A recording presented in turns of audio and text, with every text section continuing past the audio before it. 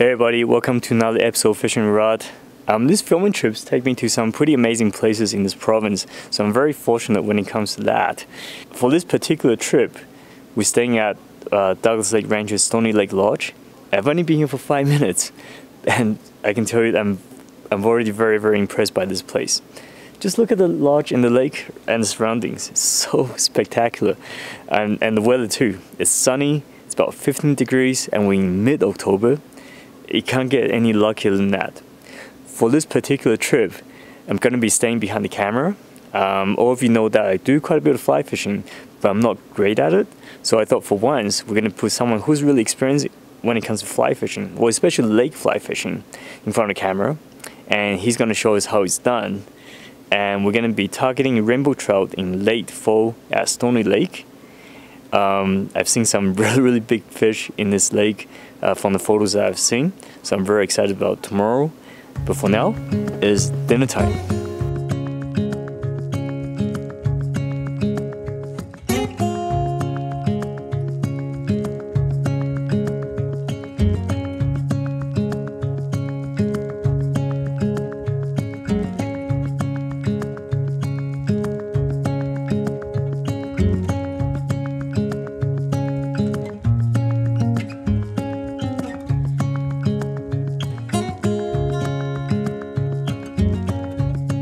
My name is Phil Rowley. I am a devout fly fisher. I'm probably best known for my stillwater exploits. I've authored 3 books, done a number of instructional videos, do a lot of seminars and speaking all over North America. Recently released a stillwater fly fishing app with my good friend and business partner at times, Brian Chan. Today we're up here in beautiful British Columbia, Stoney Lake Lodge. Late fall, beautiful day, chasing the large rainbows this lake is known for.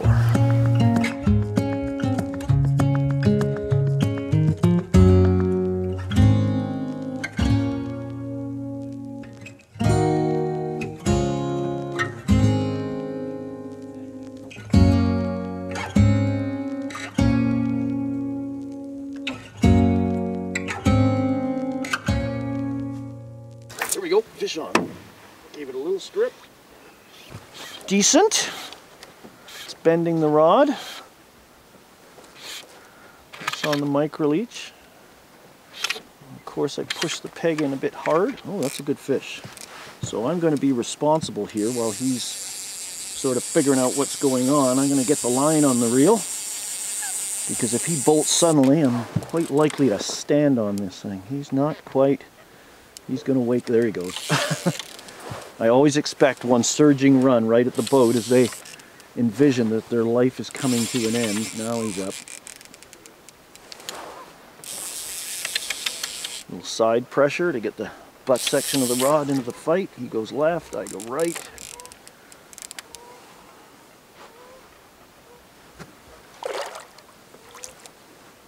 Bit like exercising a dog. Let him run it first. Get him tired out. There we go. He's a little in the fight as well as I thought he would. Oh, he's in the bag. Oh, he's out of the bag. That wasn't very good. Oh, we've now wrapped up around the rod tip. Oh, that's better. So we'll try for a much better. There we go.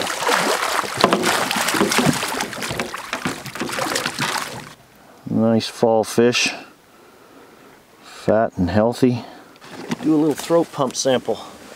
See if we can, because this will guide. Throat pump is important. You don't pump every fish, but the first fish of reasonable size, 14 inches or greater, it's a little throat pump action. So the bulb is empty, depress, vacuum forms, withdraw, it's done. We'll have a look at that in a second. Make sure the fish is good. He's lively. It's cool water he's going to be. There you go. Fall fishing.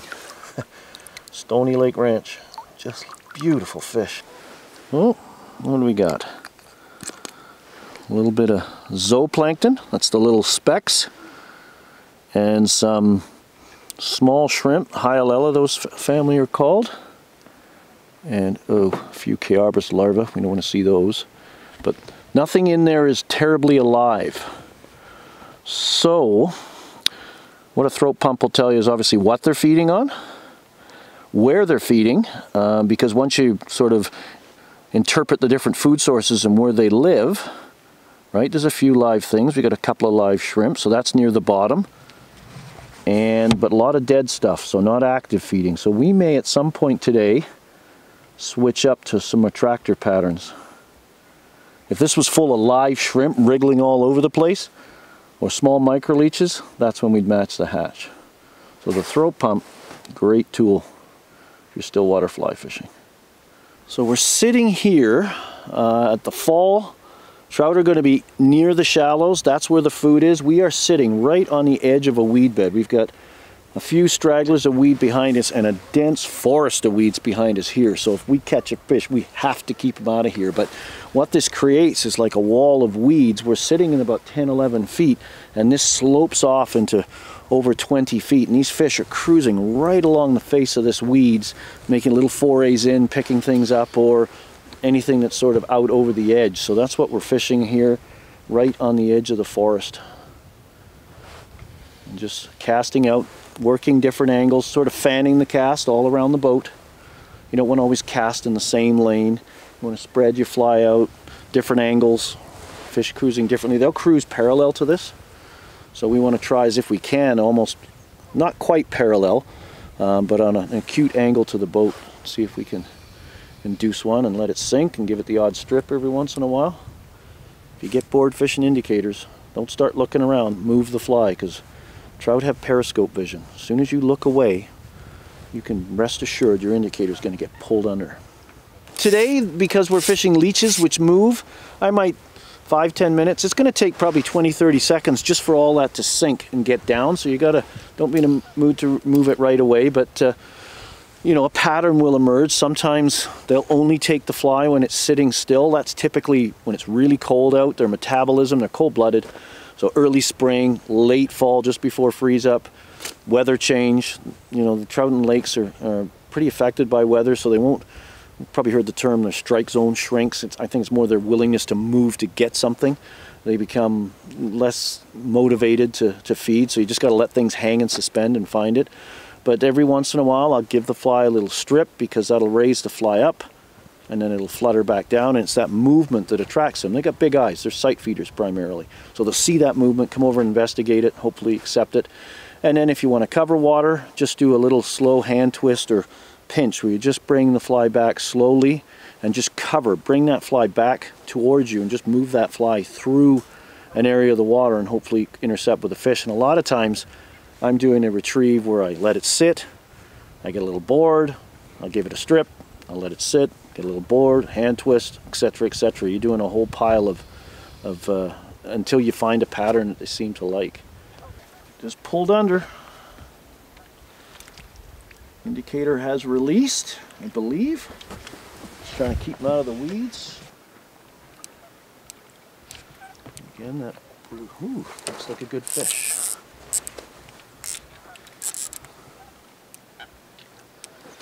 You always want to make sure he's well tired before you get him in the circumference of your rod around the boat, because they do like anchor ropes and motors. Barbless hook falls out. How's that? He hasn't missed too many meals. Always like him to fight a little bit. There he goes. Woo! Then we'll dig out our towel, dry our hands, and clean the... Yeah, you want to make sure. It's always a good idea to have a towel in the boat, especially on cool days. Dry your hands off and you don't freeze up and get cold fingers from evaporation. Let's go do that again. Well, we're just reeling in a bit here because we're going to change tactics a little bit.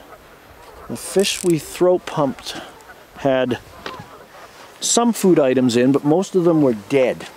That's a sign that fish aren't maybe necessarily aggressively feeding. So in those situations, we trigger a grab out of them by fishing sort of non-traditional stuff. This is a blob, an English-based pattern.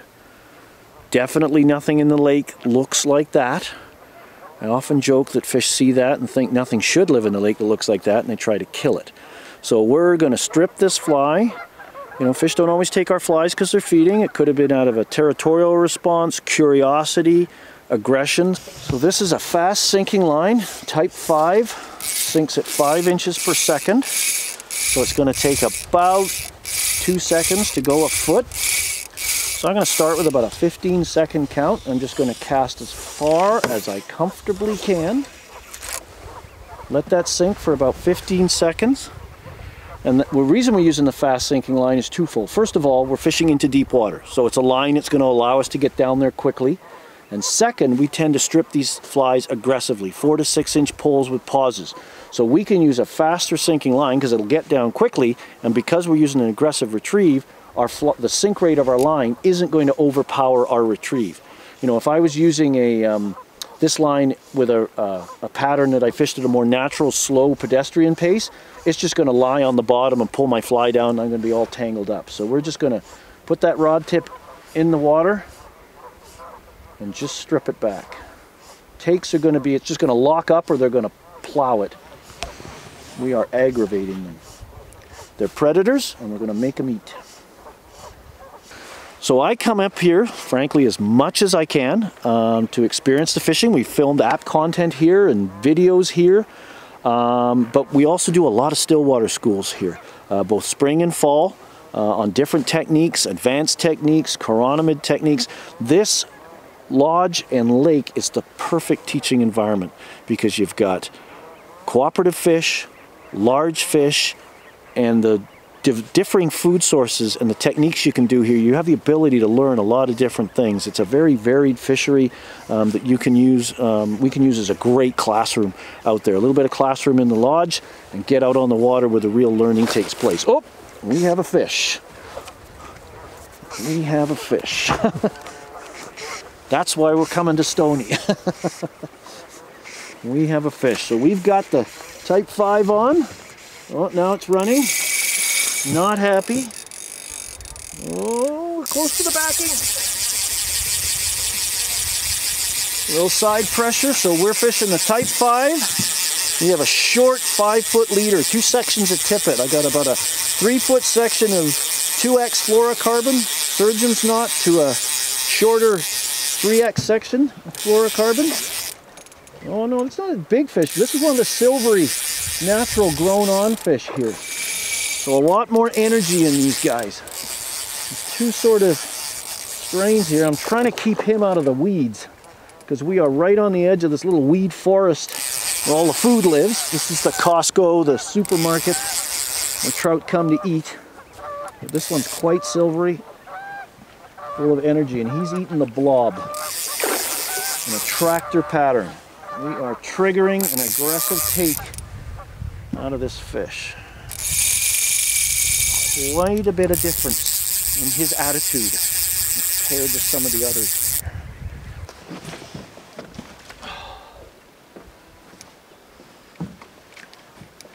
All doing rolling around.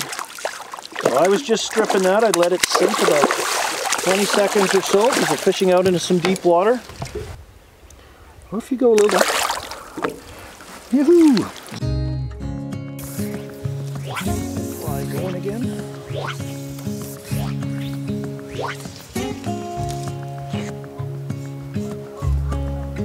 Ha-ha!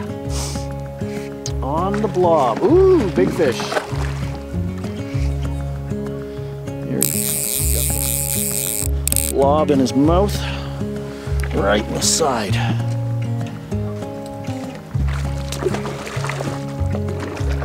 Just don't seem to be responding to the natural imitations, the scuds and damsels and leeches. But we're triggering a grab out of them. In you go.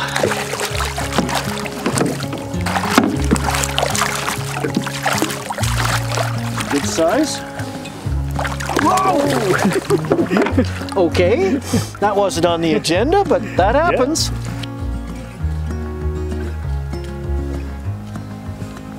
That was the first cast at 10 feet. That's on the micro leech. Into the basket. Just on a little jig hook with a slotted tungsten bead, black and blue, bruised.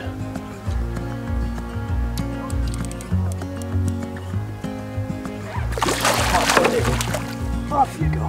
Go get bigger. Swim, kick that tail.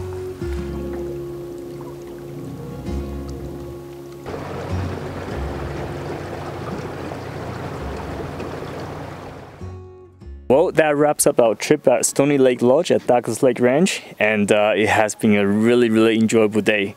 As you can see, the fishing was pretty good. We caught quite a few fish. Most of the fish were in the 3 to 4 pound range. The fish weren't super long, but they were very chunky, very fat. And there's only one reason for that. There's so much food in this lake. But yeah, and it was very, we're really fortunate to have a really good fly fishing expert with us today. Phil explaining how the fall fishing tactics work. So many thanks to him for that. And but yeah, if you need more information on Stoney Lake Lodge, be sure to check out Douglas Lake Ranch's website. I will leave the website address on the bottom. And as mentioned earlier, there's a still water fishing app that you can download from Phil and Brian. It comes in very handy, especially for new fly anglers. You can have it on your phone, on your mobile device.